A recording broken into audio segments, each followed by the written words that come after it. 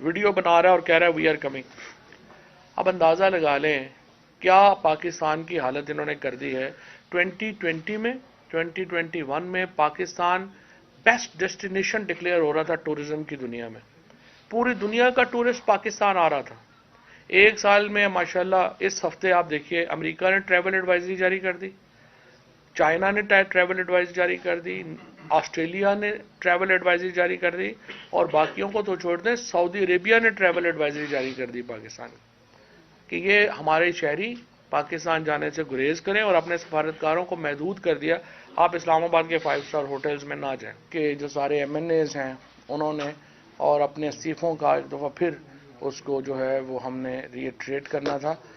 حالانکہ قانون یہی ہے کہ جب اسمبلی کے اندر کھڑے ہو کے آپ کہہ دیتے ہیں کہ آپ استعفیٰ دے رہے ہیں تو اسپیکر کے پاس چوائس نہیں ہے کہ اس کو وہ ڈیلے کرے یا مسترد کرے. لیکن پاکستان میں تحریک انصاف کے لیے روزانہ نئے قوانین بن رہے ہیں. جاوید ہاشمی کیس میں سپریم کورٹ نے طے کر دیا کہ اگر کھڑا ہو کے ایوان کے اندر ایک ایم این اے کہہ رہا ہے کہ میں ریزائن کر رہا ہوں تو وہ ریزائن تصور کیا جائے گا.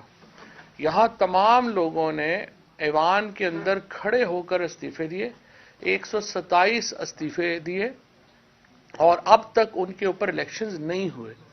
اصولی طور کے اوپر اپریل کے بعد ان ایم این ایز کو ہم لوگوں کو کوئی تنخواہ بھی نہیں ملی, کوئی مرات بھی نہیں ملی.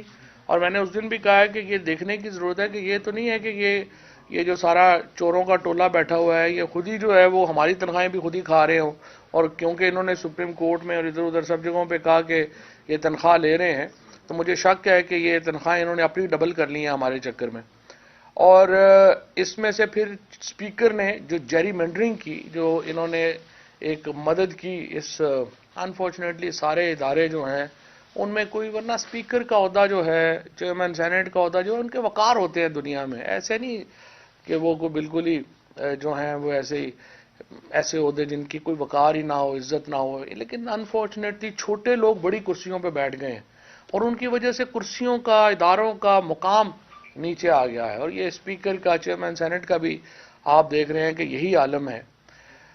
تو اسپیکر نے ہمارے اپنی طرف سے بڑی چالاکی کی اور کہا کہ وہ سیٹیں جہاں پہ پی ٹی آئی بڑی کمزور ہے یا کم مارجن سے جیتی ہے ہم ان کے اوپر الیکشن کروا لیں. ہم ہائی کورٹ گئے, ہائی کورٹ نے بھی اسپیکر کا جو فیصلہ ہے اس کے اوپر رکھا. حالانکہ کورٹس کا کوئی کام نہیں تھا کہ وہ سیاست میں اس طرح کی مداخلت کرتی. سپریم کورٹ ایک فیصلہ دے چکی تھی. جاوید ہاشمی کیس میں ایم این ایز کھڑے ہوئے ہیں, انہوں نے بات کی ہے, یہ لا ہے پاکستان کا. ہائی کورٹ نے سپریم کورٹ کے فیصلے کو جو ہے وہ درخور اعتنا نہیں سمجھا, اور روزانہ نہیں سمجھتی. ہمیں تو پتہ ہی نہیں ہے پاکستان میں قانون کیا ہے. اور اسلام آباد ہائی کورٹ کا تو حال آپ نے دیکھ ہی لیا ہے.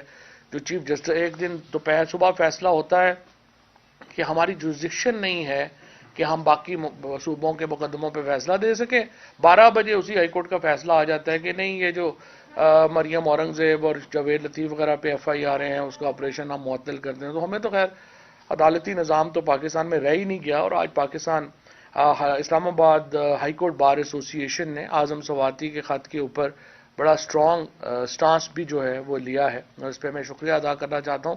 وکیل ہی ہے جو ایک ہراول دستے کا کردار ادا کر سکتے ہیں رول آف لا کی اسٹرگل میں, اور ان کو آگے جو ہے وہ ہونا چاہیے. اچھا, اس کے بعد انہوں نے کہا جی کہ آپ استعفے دیں جا کے. ہم نے استعفوں کے لیے لیٹر لکھا اسپیکر کو, اسپیکر نے اس کو جواب دیا. وہ جواب جو ہے وہ نہ ادھر کا ہے نہ ادھر کا, کہ جی میں بیٹھا ہوں گا فلانے دن, میں بیٹھا ہوں, نہ تاریخ لکھی ہے نہ کچھ لکھا ہے کہ کب آئیں کیا کریں. اور جب ہم فیصلہ کرتے ہیں کہ اب ہم جا رہے ہیں, اب خود ہی چونکہ اسپیکر آفس کی طرف سے تو کوئی انٹیمیشن نہیں ہے, جس دن ہم کہتے ہیں کہ ہم جا رہے ہیں اسپیکر صاحب جو ہے وہ ایسے ایوان سے فرار ہو جاتے ہیں جیسے کالا چور بھاگتا ہے چوری کے بعد. سوال یہ ہے کہ اگر آپ استعفے بھی نہیں لینا چاہتے, اب کچھ دیر پہلے جو ہے وہ ہماری جو پارلیمنٹری ہمارے جو چیف وہی عامر ڈوگر ان کی بات ہوئی ہے اسپیکر آفس سے, اور اب وہ کہہ رہے ہیں جی کل آپ آ جائیں, میں کل ہوں گا لیکن کل رات کو پھر میں نے آسٹریلیا چلا جانا ہے. مجھے تو سمجھ نہیں آ رہی ہے کہ ایک طرف ہمارا رونا پٹنا نہیں ختم ہو رہا کہ ملک میں ڈالرز نہیں ہیں اس وقت, جو ڈالر جو ہے وہ مل نہیں رہا ہمارا. اس کے بعد اب سونے کی شارٹیج ہو گئی ہے کیونکہ الحمدللہ جو 8 مہینوں میں ہمیں سیاسی استحکام ملا ہے، چیزیں ملی ہیں، اس میں پہلے ڈالر نہیں مل رہے تھے، اب سونا ملنا بھی جو ہے وہ مشکل ہو گیا کیونکہ لوگوں نے سونا خریدنا شروع کر دیا۔ دوسری طرف ہم دیکھتے ہیں کہ کابینہ جو ہے وہ پاکستان کے دورے پہ کبھی تشریف لے آئے تو لے آئے، ادروائز تو ہم نے کبھی دیکھا ہی نہیں ہے۔ اسپیکر ہے، ایم این ایز ہیں، ہمارے وزیر ہیں، یہ سارے جو ہیں یہ باہر دوروں پہ رہتے ہیں۔ اور اب تو جو میڈیا نے سٹوری بریک کی کہ 1.7 بلین روپیز تو صرف بلاول بھٹو کے دوروں پہ خرچ ہو گیا۔ ابھی یہ جو گئے تھے 777 لے کے شہباز شریف صاحب چائنا، صرف ایک دن کے دورے کے اوپر 43 لوگ چائنا گئے، اور چائنا نے کہا کہ جی ہم صرف 5 لوگوں کی میزبانی کریں گے، باقیوں کے پیسے آپ خود دیں گے۔ آپ اندازہ لگائیں کہ ان کی کیا حالت ہے، نہ ان لوگوں کو کوئی جو ہے وہ سمجھ ہے نہ کچھ ہے، سوائے اس کے انہوں نے ایک حکومت نام رکھا ہوا ہے بیرونی دوروں پہ جانے کا، اور اس کے بعد اپنے جو این آر او میں جو ان کے کیسز ہیں ان کو مینیج کرنے کا۔ تیسرا، حکومت کو کچھ پتہ ہی نہیں ہے۔ آپ 52% 8 مہینوں میں اضافہ ہو گیا ہے ٹیررزم میں۔ کل پتہ نہیں آپ لوگوں میں سے کئی دوستوں نے دیکھی ہوگی، جو ایک طالبان جو ہے مارگلا کی پہاڑیوں سے پارلیمنٹ ہاؤس کی ویڈیو بنا رہا ہے اور کہہ رہا ہے وی آر کمنگ۔ اب اندازہ لگا لیں کیا پاکستان کی حالت انہوں نے کر دی ہے۔ 2020 میں 2021 میں پاکستان بیسٹ ڈیسٹینیشن ڈکلیئر ہو رہا تھا ٹورزم کی دنیا میں، پوری دنیا کا ٹورسٹ پاکستان آ رہا تھا۔ ایک سال میں ماشاءاللہ اس ہفتے آپ دیکھیے امریکہ نے ٹریول ایڈوائزری جاری کر دی، چائنا نے ٹریول ایڈوائزری جاری کر دی، آسٹریلیا نے ٹریول ایڈوائزری جاری کر دی، اور باقیوں کو تو چھوڑ دیں، سعودی عربیہ نے ٹریول ایڈوائزری جاری کر دی پاکستان کہ یہ ہمارے شہری پاکستان جانے سے گریز کریں، اور اپنے سفارتکاروں کو محدود کر دیا، آپ اسلام آباد کے 5 اسٹار ہوٹلز میں نہ جائیں۔ یہ کیوں ہوا ہے؟ یہ اس لیے ہوا ہے کہ آپ جب افغانستان کے اندر حکومت بدلی، آپ سب لوگ میڈیا کے سے جو وابستہ ہیں، آپ لوگ ہمیشہ یہ نوٹ کر رہے ہوں گے، ہر ہفتے عمران خان افغانستان کے اوپر کانفرنس لے رہے تھے۔ کبھی وہ I S A headquarters ہم جا رہے تھے، آئی ایس آئی سے جو ہے وہ بریفنگز لے رہے تھے، کبھی جی ایچ کیو کی بریفنگز ہو رہی تھیں، پارلیمنٹ کے اندر بریفنگز ہو رہی تھیں، کیونکہ ہم افغانستان کی صورتحال سے خود کو بڑا کنیکٹڈ فیل کرتے تھے۔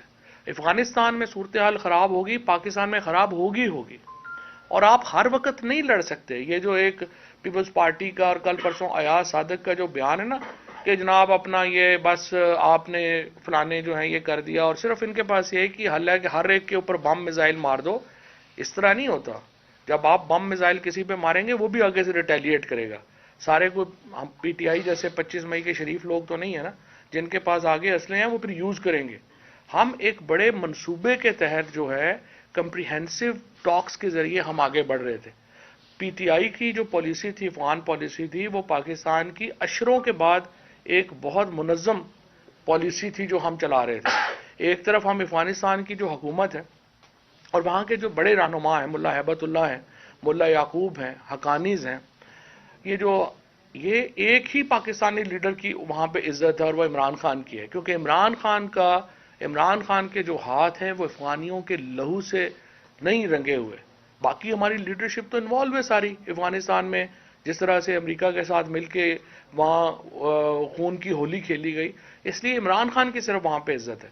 ہم یہ کہہ رہے تھے کہ جناب یہ جو پاکستان میں ہم نے فینسنگ کر دی، بارڈر کنٹرول امپروو کر دیے، ہم بارڈر مارکیٹس کھول رہے تھے، کیونکہ افغانستان پاکستان میں بہت بڑی آبادی ہے۔ چمن میں آپ دیکھیں، کہیں خیبر میں آپ دیکھیں، بہت بڑی آبادی ہے جس کا ایک دوسرے کے اوپر انحصار ہے۔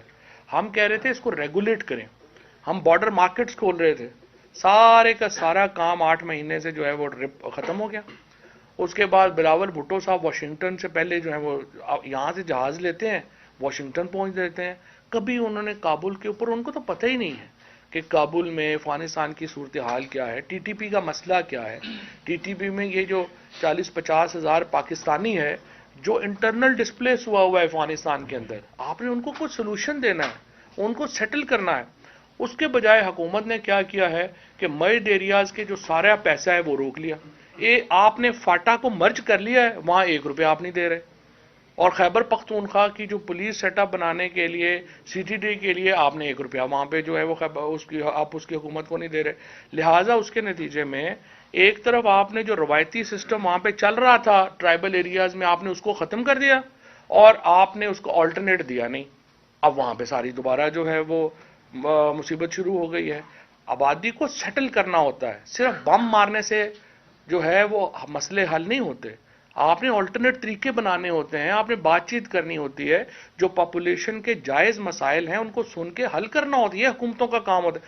اب آپ مجھے بتائیے، ایک دن کبھی آپ نے سنا ہو کہ شہباز شریف نے کیبنٹ کی کوئی افغانستان کے اوپر کوئی بریفنگ لی ہو، کوئی مرجڈ ایریاز کے اوپر کوئی بریفنگ لی ہو؟ آپ نے ایک دن کبھی سنا ہو کہ حکومت کے وزراء جو ہے، انٹیریئر منسٹر جو ہے، سوائے فیصلہ آباد میں جانے کے اور یہ حکومت آگے پیچھے کر لو، بڑکیں مارنے کے، عورتوں اور بچوں کے اوپر تشدد کرنے کے علاوہ، کبھی آپ نے سنا ہو کہ انٹیریئر منسٹر وانا گیا ہے؟ کبھی آپ نے سنا ہو کہ انٹیریئر منسٹر جو ہے وہ مرجڈ ایریاز میں گیا ہے، لوگوں سے ملا ہے، ان کی بات چیت سنی ہے، ان کے مسائل کا ادراک کیا ہے کہ کیا مسئلہ ہے؟ پرواہ نہیں. ہماری حکومت جو ہے، یہ جو اس وقت ایک سمجھیے کہ جوکرز کا ایک ٹولہ ہمارے سر پہ مسلط کیا گیا رجیم چینج آپریشن کے نتیجے میں، اور اسٹیبلشمنٹ کو اپنی غلطی ماننی چاہیے. اسٹیبلشمنٹ کو اپنی غلطی ماننی چاہیے. غلط کیا انہوں نے. ایک اچھی خاصی سٹیبل حکومت چل رہی تھی، اور یہ جو ایک بیرونی دباؤ کے اوپر جس طریقے سے پاکستان میں تبدیلی لائی گئی، اس کے نتیجے میں پاکستان کی سیاسی، سماجی اور معاشی جو فیبرک ہے وہ تباہ و برباد ہو گئی. اور جب بھی کوئی، اور عمران خان ایک نیشنل لیڈر ہے، ایک ہی پاکستان کا لیڈر ہے جس کی چاغی کے پہاڑوں سے لے کے خیبر تک، اور لاہور سے لے کے کراچی تک، اور گلگت سے لے کے مظفر آباد تک، جس کی آواز جو ہے وہ لوگوں کے دلوں کی آواز ہے. ایک نیشنل لیڈر ہے آپ کا،